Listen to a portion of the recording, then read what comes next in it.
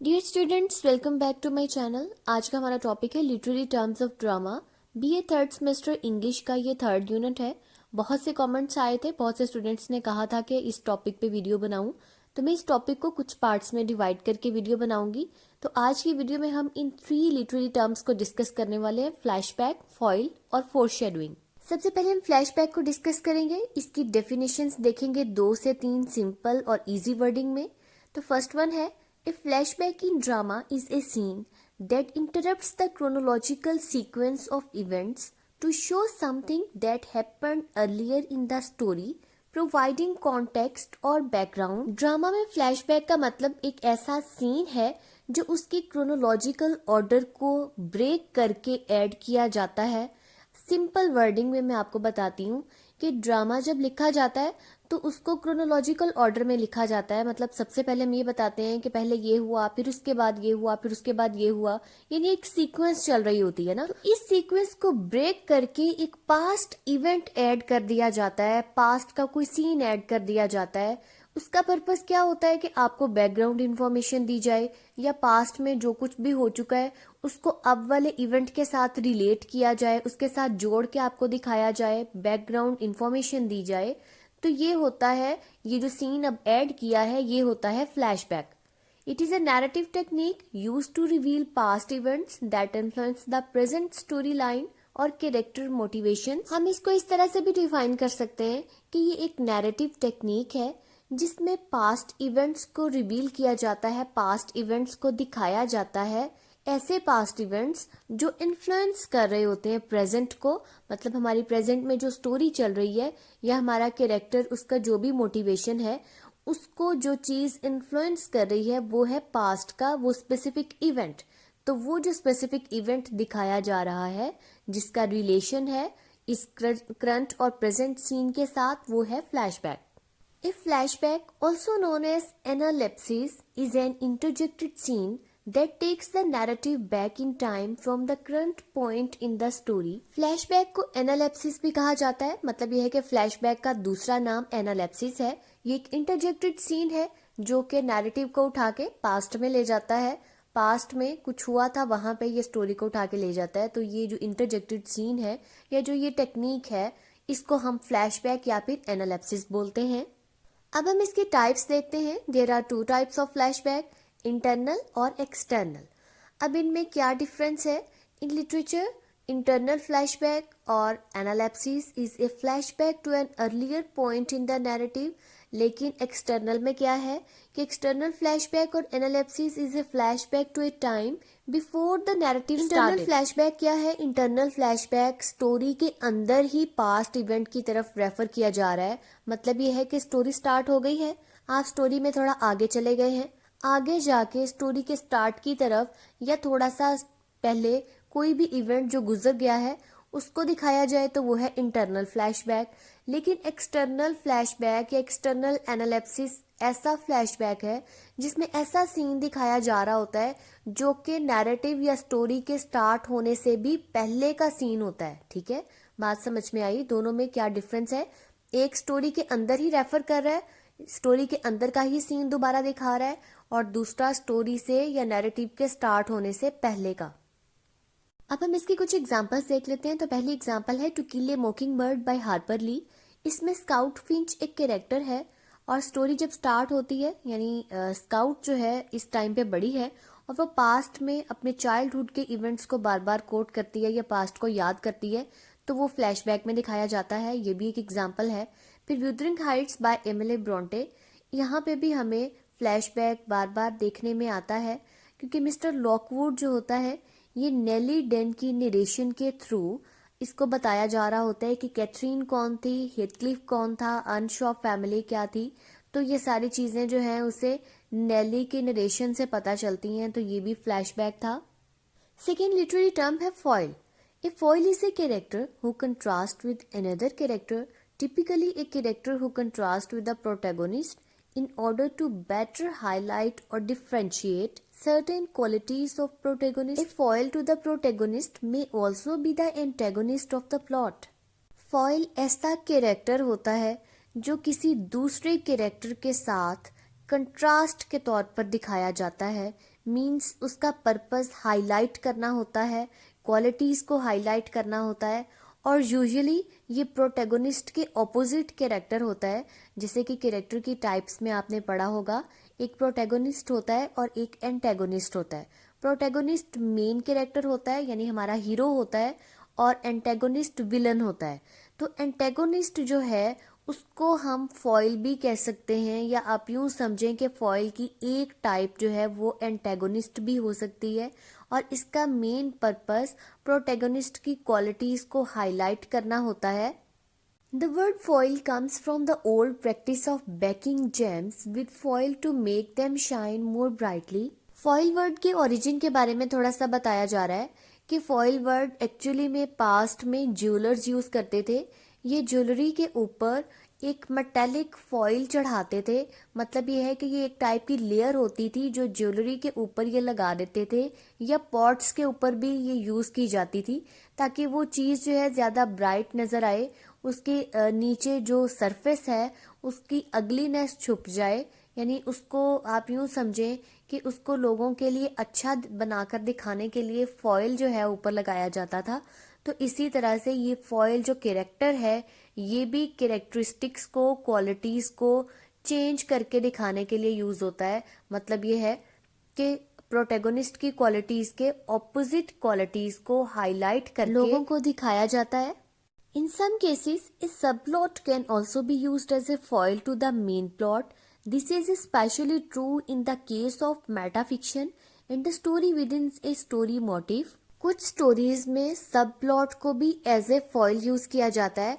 मतलब ये है कि मेन प्लॉट और सब प्लॉट को एक दूसरे के फॉइल के तौर पर यूज किया जाता है। जो सब प्लॉट होता है ये मेन प्लॉट के ऑपोजिट जा रहा होता है, या उसकी क्वालिटीज या कैरेक्टरिस्टिक्स को हाईलाइट कर रहा होता है।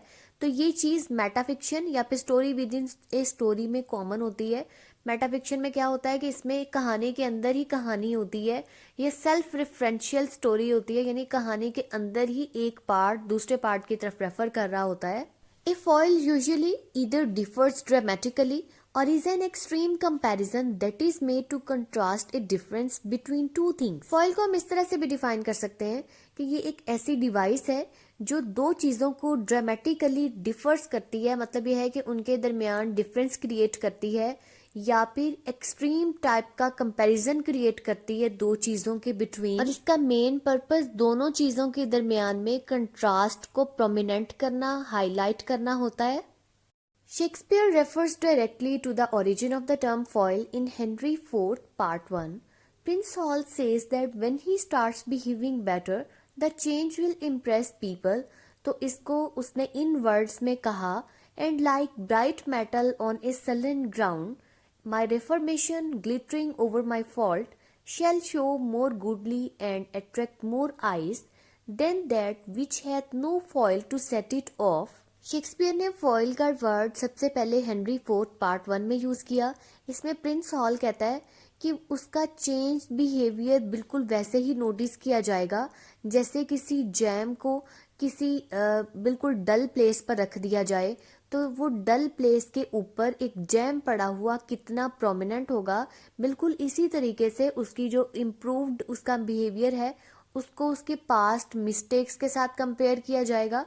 तो पास्ट मिस्टेक्स के सामने उसका जो करंट बिहेवियर है वो बिल्कुल वैसे ही होगा जैसा कि कोई फॉइल होगा। ठीक है, तो अब यहाँ पे फॉइल का वर्ड सबसे पहली दफा यूज हुआ है।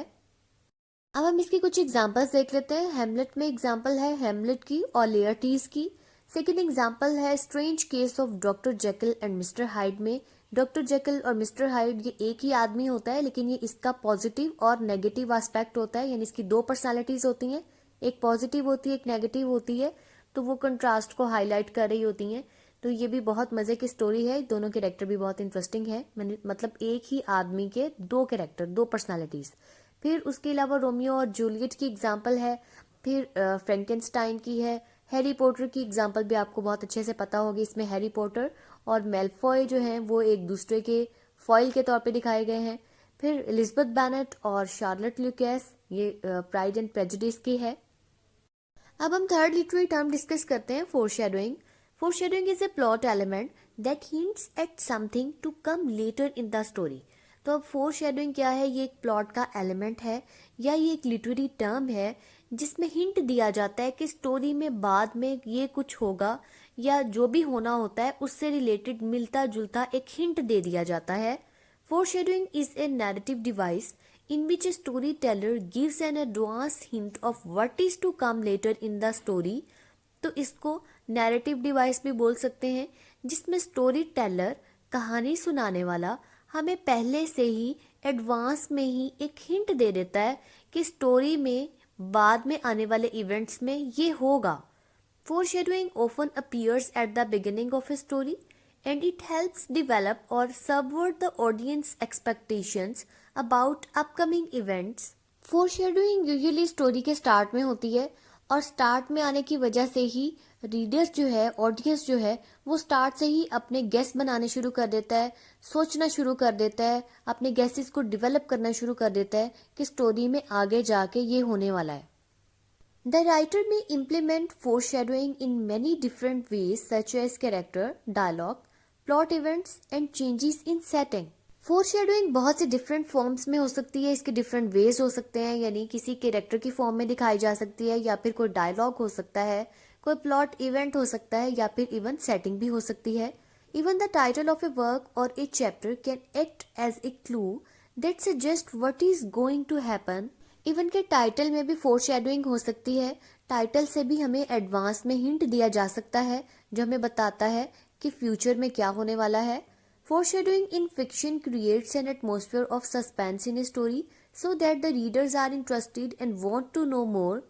फिक्शन में फोरशैडोइंग का मेन पर्पस सस्पेंस क्रिएट करना है, क्यूरियोसिटी क्रिएट करना है। इसी क्यूरियोसिटी की वजह से ही रीडर और ज़्यादा इंटरेस्टेड हो जाता है, वो और ज़्यादा इंटरेस्ट लेके पढ़ता है क्योंकि अब वो गेस कर रहा होता है कि फ्यूचर में क्या होगा और फिर वो ये देखता है, वो ये जानना चाहता है कि जो मैंने गेस किया है वाकई ही ऐसा ही होगा या कुछ डिफरेंट होने वाला है। तो ये चीज़ उसके अंदर एक सस्पेंस क्रिएट कर देती है। फोरशैडोइंग के 3 मेथड्स या 3 वेज हो सकते हैं। फ्लैशबैक आप पढ़ चुके हैं। फ्लैशबैक मीन्स पास्ट का कोई इवेंट दिखाया जाता है। फ्लैश फॉरवर्ड में फ्यूचर का इवेंट दिखाया जाता है। और थर्ड टेक्निक है चेखोव्स गन। चेखोव्स गन ये लिटरेरी टर्म कॉइन की थी रशियन नॉवेलिस्ट एंटन चेखोव ने। इनका मेन पर्पस था कि आप किसी भी वर्क में जो भी एलिमेंट यूज करते हैं उसका कोई ना कोई पर्पस होना चाहिए और बगैर पर्पस के आप कोई भी चीज यूज ना करें। अगर आपने एक चीज दिखाई है, सपोज आपने एक गन दिखाई है, तो उसको बाद में अगले इवेंट में जाके एक्सप्लेन किया जाना चाहिए और उसका कोई ना कोई पर्पस होना चाहिए। बगैर पर्पस के आप गन को नहीं दिखा सकते। तो इस तरह से ये एक एग्जाम्पल थी। तो चेखोव्स गन का मेन पर्पस यही था कि इसमें आप स्टोरी के अंदर जो भी कैरेक्टर, जो भी डायलॉग एलिमेंट यूज कर रहे हैं उसका कोई ना कोई पर्पस होना चाहिए। तो इस तरह से ये जो टेक्निक है ये फोर शेडोइंग कर रही होती है, यानी एक चीज आपने दिखाई है तो आपको पता चल गया कि इसका कोई ना कोई पर्पस है, ये फ्यूचर में भी आएगी या स्टोरी के अंदर बाद में आएगी। तो एक तरह से ये भी फोर शेडोइंग है। फोर शेडोइंग की कुछ एग्जाम्पल्स देख लेते हैं। तो पहली एग्जाम्पल है मैकबेथ बाय विलियम शेक्सपियर। इसमें आपने देखा होगा, अगर आपने मैकबेथ की स्टोरी पढ़ी है तो इसमें 3 विचेस आती हैं और वो कुछ ना कुछ प्रोफेसी बोलती हैं। मतलब ये है कि वो एक ऐसी बात कहती हैं कि तुम्हारे साथ ये होगा और फिर वही चीज़, वही बात फ्यूचर में होती भी है। तो इस तरह से विचेस की जो प्रोफेसीज होती हैं वो फोर शेडोइंग का काम करती हैं। वो हमें पहले से ही एडवांस में ही बता देती हैं, हिंट दे देती हैं कि इस कैरेक्टर के साथ फ्यूचर में ये होने जा रहा है। सेकेंड एग्जाम्पल है Lord of the flies by William Golding. इसमें बॉयज बीस्ट के साथ बहुत ज़्यादा ऑब्सेस्ड होते हैं। नॉवल जब स्टार्ट होता है तो वो बार बार बीस्ट की बात करते हैं और उन्हें कभी बीस्ट नज़र आता है कि फ़लाँ को बीस्ट नज़र आया है, फ़लाँ को नज़र आया है। तो इस तरह से उनकी बीस्ट के साथ ये जो ऑब्सेशन है ये उन फोर शेडो करती है। ये हमें एडवांस में बताती है कि बाद में जो बच्चे हैं वो भी बीस्ट बन जाते हैं, बीस्ट की तरह ही वो सेवेज हो जाते हैं और वहाँ पे क्योस आता है। तो ये सारी चीज़ें जो है ये फोर शेडो कर रही होती हैं। फिर उसके बाद नेक्स्ट एग्जाम्पल है टेल ऑफ टू सिटीज़ में। यहाँ पे मैडम डी फाज कॉन्स्टेंटली नीटिंग करती रहती है रजिस्टर पर। तो ये जो चीज़ है नीटिंग करना है, ये एक्चुअली में फोर शेडो करती है कि वो उन सब लोगों को किल करेगी जिन्होंने उन लोगों के साथ बुरा किया था। अगर आपने स्टोरी पढ़ी है तो फिर आपको मेरी बात ज़्यादा अच्छे से समझ में आ रही होगी, क्योंकि वो इसमें मैडम डिफार्ज बदला लेने के लिए वो सब लोग जो उसकी हिट लिस्ट पे होते हैं उनके नेम्स की निटिंग करती रहती है, और ये सब फ्रेंच रेवोल्यूशन के टाइम पे चल रहा होता है। तो व्यूअर्स, ये थी हमारी पहली 3 लिटरेरी टर्म्स ऑफ ड्रामा।